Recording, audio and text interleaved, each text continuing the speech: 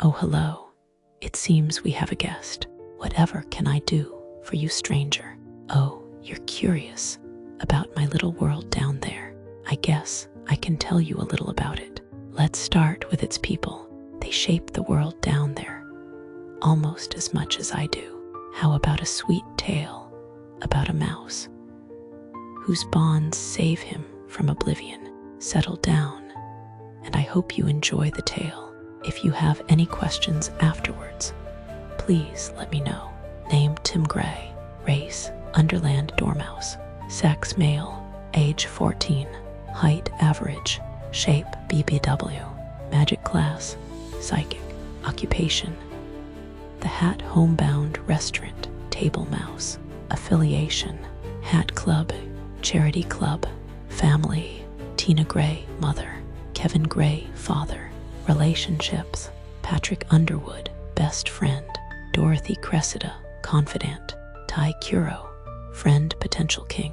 Background Tim is an Underland Dormouse from Primeverse 2, born in the homebound migration town of Easter Orchid to a Dormouse mother and an RHS Hatter father. Unbeknownst to Tim, his father was a psychic, but his magic was rendered dormant by the RHS because it was deemed too logical. For 10 years, his father had forgotten this fact himself. However, remnants of this powerful magic still existed in his genetics and were passed on to Tim in the form of cryptic dreams and terrifying waking nightmares. He lived in a haze of these sleepy visions, seeing countless possible futures, many of them grim and deeply unsettling. His only escape was the powerful effect tea had on dormice, which often left him in a drunken stupor, oblivious to his surroundings. When he was 6, a cat gentleman moved in next door with his Cheshire cat son, Patrick Underwood. Patrick's father was obviously abusive, publicly beating Patrick daily. This deeply upset Tim's parents, who saw that the man's hatred stemmed from Patrick's madness. They began inviting Patrick over for play dates, an activity Tim barely participated in at first. Eventually, Patrick finally convinced Tim to explain why he was so pained. The two discovered that Patrick could push Tim's mind out of the sea of potential futures. This was likely due to Patrick's ability to see the strings of fate choking Tim and untangle them. The two bonded quickly after that, becoming inseparable, and their play dates were no longer a farce. This lasted until Tim was 10, when Patrick and his father suddenly vanished overnight, unable to handle the loss of such a precious person and the prospect of falling back into his endless visions. Tim elected to head to Fairsilver to try and find out what happened to Patrick.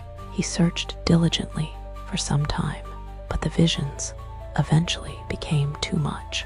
He surrendered himself to the hat, becoming one of the restaurant's table mice and losing himself in the constant stream of tea.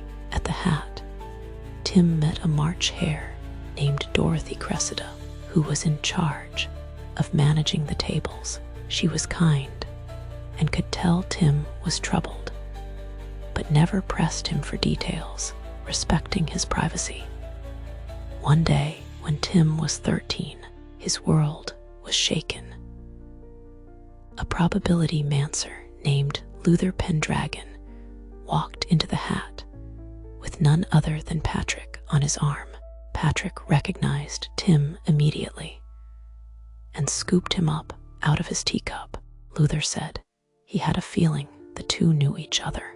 Patrick confirmed this and recalled the whole tangled tale. His father had been approached by scientists traveling around Easter Orchid who claimed to be able to extract madness from someone, turning them into a non-mad race. Patrick's father had taken them up on their offer, trying to turn Patrick into a normal cat. This had obviously not worked, and Patrick had escaped, eventually finding himself at Pendragon Carnival, where he had met Luther and his family, who welcomed him in. They took Tim to Luther's family's trailer at the carnival, and Patrick spent hours carefully untangling the strings, only he could see, that were tightly wrapped around Tim. When Tim's mind finally cleared, he sobbed, seeing Patrick for the first time in years, and the two shared a long overdue reunion overnight. As the year continued, Tim decided to keep working at the hat in hopes that finding a court might further help his mental state. One day, Tai Kuro approached him with a proposal to join his mixed court. Tim was sure that Tai was a very good king, and that his court was very kind, especially since Luther's cousin Loch Pendragon was his hatter. But he wanted time to consider it, so he told Tai to give him some time to get his affairs in order first. Tim now spends his time reconnecting with the world. He is also working with other psychics in the MAD community, such as Jack Windsor, to learn how to control and suppress the stream of possibilities. His work at the hat is a more active one now, helping Dorothy and her dormouse, Pepper Paprika, set tables and converse more regularly. He is also gathering his confidence to finally accept Tai's invitation to his court. Personality: Tim spent most of his early life lost in tea, which gave him an easygoing, apathetic nature. He was kind, happy, and bubbly, but hidden beneath was a sea of anguish. Watching the potential horrors that might befall those around him made Tim eager and almost desperate to help them in any way he could. Only with Patrick's help did Tim learn to love himself and understand what true happiness felt like. So when Patrick disappeared, Tim's fall back into darkness was far more violent. Dark thoughts filled his mind, and he only found peace once he had completely detached from reality. His climb back this time would be a slow one. He still needs to somewhat rely on tea to chase the more persistent nightmares away. He's still happier than he ever was, and one day may even be able to accept his role in Tai's court. Appearance: Tim is about average height for a mouse beastkin. Some people might call him a bit rotund, but he likes to think of himself as pleasantly plump. His fur is the same color as the night sky during a full moon, a rich, glossy ultramarine. One of Tim's most striking features is his eyes, which are a bright, vivid shade of red, glinting with an age beyond his years. Abilities: psychic potential. From birth, Tim inherited remnants of his father's former psychic abilities. This manifests in dreams and visions of potential futures. Unfortunately, most of the time these are grim prospects for those he cares about. When he can, he does his best to prevent these tragedies if he realizes they have drifted onto that timeline. Tea tolerance.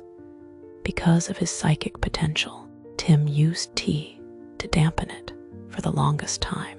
Due to this, he has a high tolerance for tea. It takes quite a bit before he gets tipsy. He uses this to keep in conversations longer than your average dormouse. A good ear. Due to his past and often looking for distractions, Tim found it much easier to listen to other people's problems than to focus on his own. This has led him to be quite a good listener for his friends in the present. That's it for brave Tim. He is lucky to have a friend so dear as Patrick. Perhaps someday I'll tell you his story too. Till then, I bid you a fond farewell, my dear. Come again soon, as I truly adore our time together.